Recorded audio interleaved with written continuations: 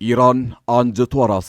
የዛሬው ይለያል። አይንኬው የአሜሪካው ተዋጊ ጀት በኢራን ሚሳኤል ዶግ አመድ ሆኗል። ትራምፕ ከፍተኛ ብስጭት ውስጥ ገብተዋል። ያልጠበቁት ገጥሟቸዋል። የሚተማመኑበት እጅግ ዘመናዊ የጦር መሳሪያቸው በኢራን ሚሳኤል እንዳልነበረ ሆኗል። ኢራን እንደዛተች አድርገዋለች። ይህ ብቻ አይደለም። አልያዝ አልጨብጥ ያለችው ቴህራን የትራምፕን የተራቀቀ ጀት ካወደመች በሰዓታት ልዩነት ፊቷን ወደ ዱባይና ኪዮት በማዞር የሚሳኤል ማዕበል አዝንባለች። ኪዮት የድረሱልኝ ጥሪ እያሰማች ነው። የኢራንን ጥቃት መቋቋም አቅቷታል። የነዳጅ ማዕከሏ እንዳልነበሩ ሆነው በዛሬው ዕለት ወድመዋል። እስራኤል በበኩሏ በኢራን ላይ ሚሳኤል ስታወርድ አድራለች። የጦርነቱ ዋና አጋፋሪ የሆኑት ቤንያሚን ኔታንያሁና ትራምፕ ግን ኢራን ትዳክማለች፣ በቅርቡ ጦርነቱ ይጠናቀቃል በማለት ምድር ላይ ካለው እውነት ጋር የማይመሳሰል ነገር ሲናገሩ ተደምጠዋል። እውነታው ግን እነርሱ እንደሚሉት ቴህራን የተዳከመች አትመስልም። የተወደዳችሁ የአንድ አፍታ ሚዲያ ቤተሰቦች በቅድሚያ ለመላው የእስልምና እምነት ተከታዮች በሙሉ እንኳን ለ1447ኛው የኢድ አልፈጥር በዓል በሰላም አደረሳችሁ። ኢድ ሙባረክ እያልን እነዚህንና ሌሎች በርካታ ጉዳዮችን የምንዳስስበት ሰፋ ያለ ዘገባ አጠናክረናል። እንደተለመደው ቪዲዮን ላይክ በማድረግ ጥቂት ደቂቃዎችን አብራችሁን ቆዩ። አዲስ ዜና ከሜሪት ሪል ስቴት በጉጉት ሲጠበቅ የነበረው በመሃል ተክለ ሃይማኖት የሚገኘው ሱቃችን ተለቀቀ። ከ22 ካሬ ጀምሮ በ30% ቅድመ ክፍያ ይዘንሎት መተናል። ጥሩ ቦታ ለማግኘት ፈጥነው ከታች ባለው ስልክ ይደውሉ።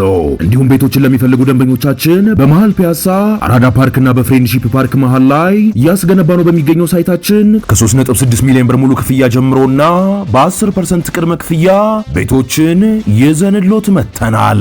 ለበለጠ መረጃና ለሳይት ጉብኝት ከታች ባለው ስልክ ይደውሉ።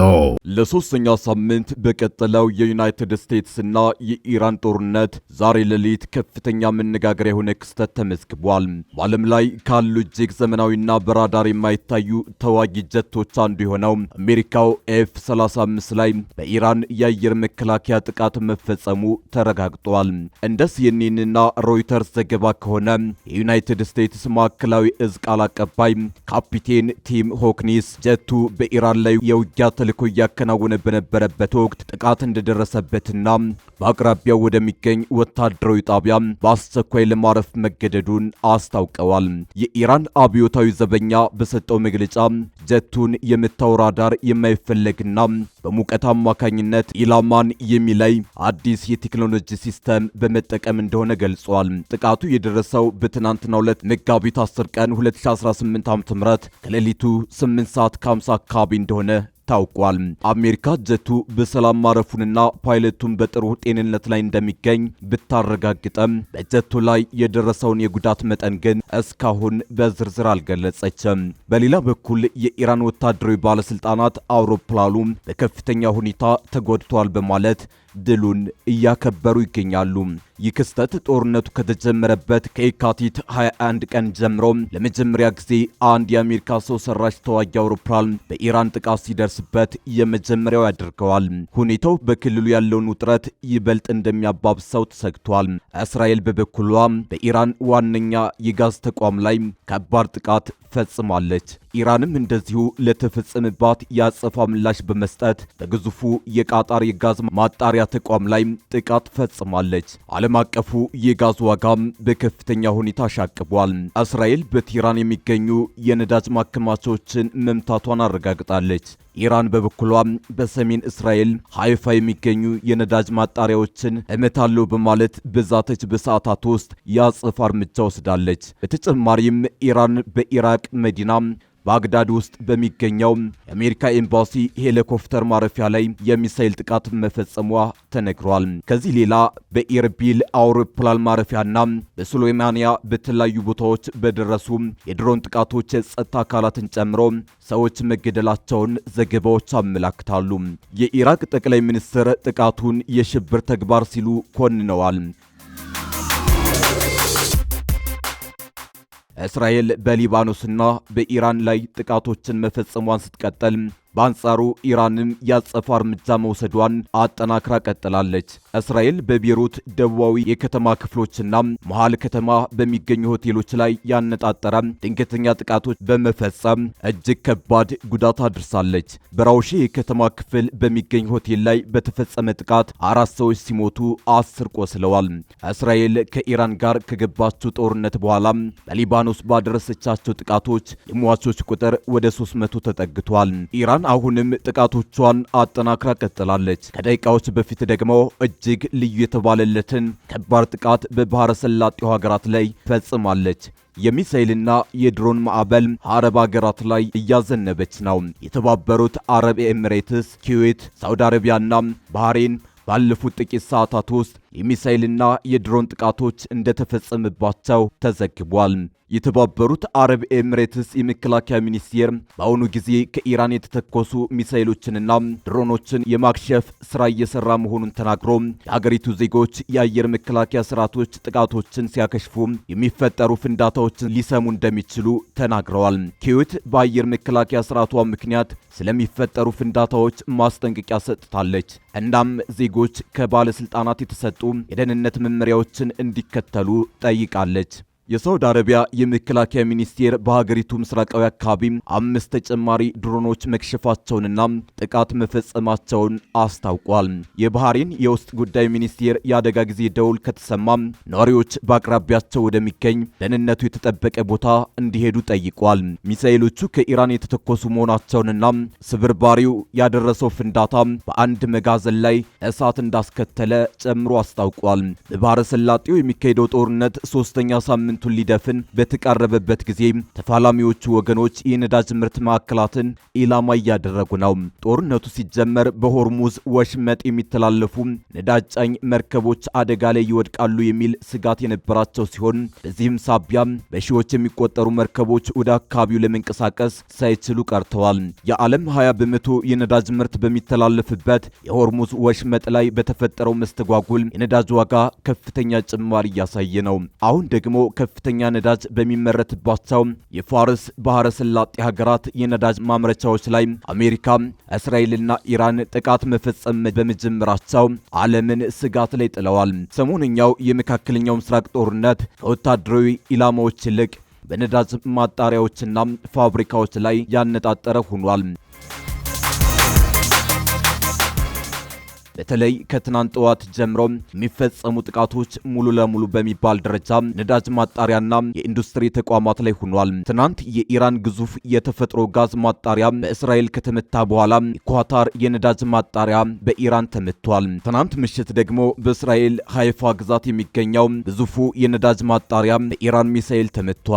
በነዳጅ ማጣሪያው ላይ ጉዳት መድረሱን እስራኤል አስታውቃለች። በነዳጅ ተቋማት ላይ የሚወሰዱ ጥቃቶች በዚሁ ከቀጠሉ ዓለም አይታው የማታውቀው የነዳጅ ቀውስ ሊገጥማት ይችላል እየተባለ ነው። በተለይ ነዳጅ ከውጭ የሚያስገቡ ሀገራት በእጅጉ ተጎጂ ይሆናሉ። ኢራን በዚሁ መልኩ ከባባድ ጥቃቶችን እየፈጸመች ቢሆንም የጦርነቱ አጋፋሪዎች ትራምፕና ቤንያሚን ኔታንያሁ ግን ቴህራን እንደተዳከመች ሲናገሩ ይደምጣሉ። ኢራን ግን እነርሱ እንደሚሏት የተዳከመች አትመስልም፣ የዋዛ አይደለችምና አሁንም አይበገሬነቷን እያሳየች ነው። ሰሞኑ በኢራን ጥቃት እንደተገደሉት ሲወራባቸው ነበሩት ቤንያሚን ኔታንያሁ በትናንትናው ዕለት ብቅ ብለው ጦርነቱ አስፈላጊ እስከሆነ ድረስ ይቀጥላል፣ ቴህራንም እየተዳከመች ነው ሲሉ የማይመስል ነገር ተናግረዋል። የእስራኤሉ ጠቅላይ ሚኒስትር ቤንያሚን ኔታንያሁ ትናንት ምሽት በሰጡት ጋዜጣዊ መግለጫ ኢራን ከምንጊዜውም በላይ ደካማ ሆናለች ሲሉ ተናግረዋል። ኢራን ዩራኒየም የማበልጸግም ሆነ ባሊስቲክ ሚሳኤል የመስራት አቅም አይኖራትም ሲሉም ተደምጠዋል። ይሁን እንጂ በኢራን ላይ እያካሄዱት ያለው ወታደራዊ ዘመቻ አስፈላጊ እስከሆነ ድረስ ሊቀጥል ይችላል በማለት መቼ እንደሚያበቃም ከመናገር ተቆጥበዋል። ኔታንያሁ ጦርነቱ ሰዎች ከሚያስቡት ጊዜ ፈጥኖ ይጠናቀቃል ሲሉ ተናግረዋል። አሜሪካና እስራኤል በኢራን ላይ የከፈቱት ወታደራዊ ዘመቻ 3 ግቦች አሉት ያሉት ኔታንያሁ የኒውክሌርና የባሊስቲክ ሚሳኤልን ስጋት ማስወገድና ኢራናውያን ነጻነታቸውን እንዲቀዳጁ የሚችሉበትን ሁኔታ ማመቻቸት መሆናቸውን ሲናገሩ መሆናቸውን ጠቁመዋል። ብለዋል። ጠቅላይ ሚኒስትር ኔታንያሁ እስራኤል አሜሪካን ወደዚህ ጦርነት ስባ ለማስገባቷን የተናገሩ ሲሆን ትራምፕ የራሳቸውን ውሳኔ ይወስናሉ ሲሉ በስፍራው ለተገኙ ጋዜጠኞች ተናግረዋል። ጠቅላይ ሚኒስትሩ አክለውም በቅርቡ በኢራን የተፈጥሮ ጋዝ መሰረተ ልማቶች ላይ የተፈጸሙትን ጥቃቶች እስራኤል ብቻዋን ያካሄደችው ነው ካሉ በኋላ ትራምፕ ወደፊት የሚፈጸሙ ጥቃቶችን ለጊዜው ገታ እንዲያደርጉ እንደጠየቋቸው ጠቁመዋል። በተመሳሳይ ትራምፕም ጦርነቱ ከታቀደለት ጊዜ ፈጥኖ እየተካሄደ ነው የሚል ነገር አንስተዋል። በዚህ ምክንያትም ወደ ኢራን ወታደሮቻቸውን እንደማያሰማሩ ገልጸዋል። የአሜሪካው ፕሬዝዳንት ዶናልድ ትራምፕ በመካከለኛው ምስራቅ የትኛውም ቦታ የእግረኛ ጦራቸውን እንደማያሰማሩ ሲናገሩ ተደምጠዋል። ትራምፕ 3 ሳምንት ሊሞላው የተቃረበውን በኢራን ላይ የሚካሄደውን ጦርነት ከታቀደለት ጊዜ ፈጥኖ እየተካሄደ ነው ሲሉ ጠቁመዋል። ፕሬዝዳንቱ የአሜሪካ ወታደሮች ይሰማሩ እንደሆነ ጋዜጠኞች ጥያቄ ቀርቦላቸው በሰጡት ምላሽ ብናቅድ እንኳ አልነግርህም ሲሉ ምላሽ ሰጠዋል። ትራምፕ ይህንን ያሉት ከጃፓኗ ጠቅላይ ሚኒስትር ሳናኤ ታካ ጋር ዋይት ሃውስ ጋዜጣዊ መግለጫ በሰጡበት ወቅት ነው። የጃፓኗ ጠቅላይ ሚኒስትር በዓለም ላይ ሰላምን ላያሳውኩ የሚችሉ ትራምፕ ብቻ ናቸው ሲሉ አሞካሽተዋል። አክለውም ኢራን የኒውክሌር ጦር መሳሪያ እንድታበለጽግ በጭራሽ ሊፈቀድላት አይገባም ብለዋል። ከዚሁ ጋር ተያይዞ ሌላው የሚነሳው ነገር በሆርሙዝ ወሽመጥ እንዲያልፉ የተፈቀደላቸው መርከቦች ጉዳይ ነው። ለኢራን በአካባቢው የሚንቀሳቀሱ የጭነት መርከቦች ላይ በየጊዜው ጥቃት ብትሰነዝርም መጋቢት ወር መጀመሪያ ጀምሮ 100 የማይሞሉ መርከቦች በሆርሙዝ ወሽመጥ ማለፋቸው ይነገራል። አንዳንድ የነዳጅና የዕለት ተዕለት ፍጆታ ዕቃዎች አሁንም በወሽመጡ እየተጓዙ ቢሆንም የኢራን ጦርነት ከተጀመረበት የካቲት 21 ጀምሮ ዕለታዊ የመርከብ ፍሰት 95 በመቶ ቀንሷል። ከጦርነቱ በፊት በየዕለቱ ወደ 138 የሚጠጉ መርከቦች ወሽመጡን አቋርጠው እንደሚያልፉ ዓለም አቀፉ የንግድ መርከቦች መረጃ ማዕከል አስታውቋል። ይህም ከዓለም አቀፍ የነዳጅ አቅርቦት 1/5ኛውን የሚይዝ ነው። በቅርቡ በወሽመጡ ካለፉት መርከቦች 1/3ኛዎቹ ከኢራን ጋር ግንኙነት ያላቸው ናቸው። 14ቱ መርከቦች በቴህራን ባንዲራ ስር የተጓዙ ሲሆን ቀሪዎቹ ከቴህራን የነዳጅ ንግድ ጋር በተጠረጠረ ግንኙነት ምክንያት በማዕቀብ ስር ያሉ መርከቦችን ያካትታሉ። 9 መርከቦች ከቻይና ጋር ግንኙነት ባላቸው ኩባንያዎች የተያዙ ሲሆን 6ቱ ደግሞ መዳረሻቸው ህንድ እንደሆነ ታውቋል። በግሪክ ኩባንያዎች ባለቤትነት የተያዙ መርከቦችን ጨምሮ በርካታ ከኢራን ጋር ግንኙነት የሌላቸው መርከቦች በሀገሪቱ ወደቦች ላይ ደርሰው ነበር። አንዳንድ መርከቦች ወሽመጡን በተሳካ ሁኔታ ለማቋረጥ ከወትሮ የበለጠ ረጅም መንገድ እየተጓዙ ነው። የፓኪስታን ባንዲራ የሚያውለበልበው የነዳጅ መርከብ መጋቢት 15 ቀን በወሽመጡ በኩል ሲያልፍ በስፋት ጥቅም ላይ የሚውለውን መንገድ ከመጠቀም ይልቅ ወደ ኢራን የባህር ዳርቻ ተጠግቶ እንደተጓዘ ይነገራል። መርከቧ በኢራን ለተቀመጡ አቅጣጫዎች ምላሽ እየሰጠች ሊሆን እንደሚችል በርካቶች ግምታቸውን እያስቀመጡ ነው።